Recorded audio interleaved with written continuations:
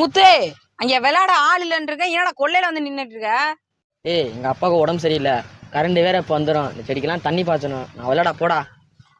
ஏய், ஒரு நாளைக்கு தண்ணி பாய்ச்சலனா இந்த செடியெல்லாம் வாடியா போகுது. வாடா போய் விளையாடுவான். என்னடா பைத்தியக்கார மாதிரி பேசுற? நமக்கு பசிக்குதுன்னு உடனே சாப்பிட்டு தண்ணி குடிக்கிறோம். செடிங்களும் ஒரு உயிர் தானடா. இதுக்கு சரியான நேரத்துல இயற்கை உரங்களை போட்டு தண்ணீரை பாய்ச்சினா தானடா இதுங்க வளர்ந்து நம்ம பசியை போக்கும். அடேங்கப்பா, இங்க வாரா. வர வர ரொம்ப புதுசா தான்டா பேசுற நீ. நான் புதுசா பேசலடா. நம்ம தான்டா புதுமைக்கு மாறிக்கிட்டு இருக்கான். அந்த காலத்துலலாம் விறகடுப்பு வச்சு மண்பானையில சோறு பொங்கி சமைச்சு சாப்பிட்டவங்கலாம் எந்த நோய் நொடியும் இல்லாம வாழ்ந்தாங்கடா.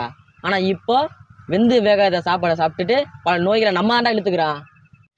நம்மள மாதிரி இளைஞர்கள் எல்லாம் இயற்கை விவசாயத்தை கத்துக்கிட்டு இந்த இயற்கையோட நம்மலாம் வாழணும்டா. இன்னொரு முக்கியமான விஷயம்டா, எந்த நாட்டுல கல்வியும் விவசாயமும் நிறைஞ்சிருக்கோ அந்த நாட்டுக்கு எந்த கஷ்டமும் வராதுடா.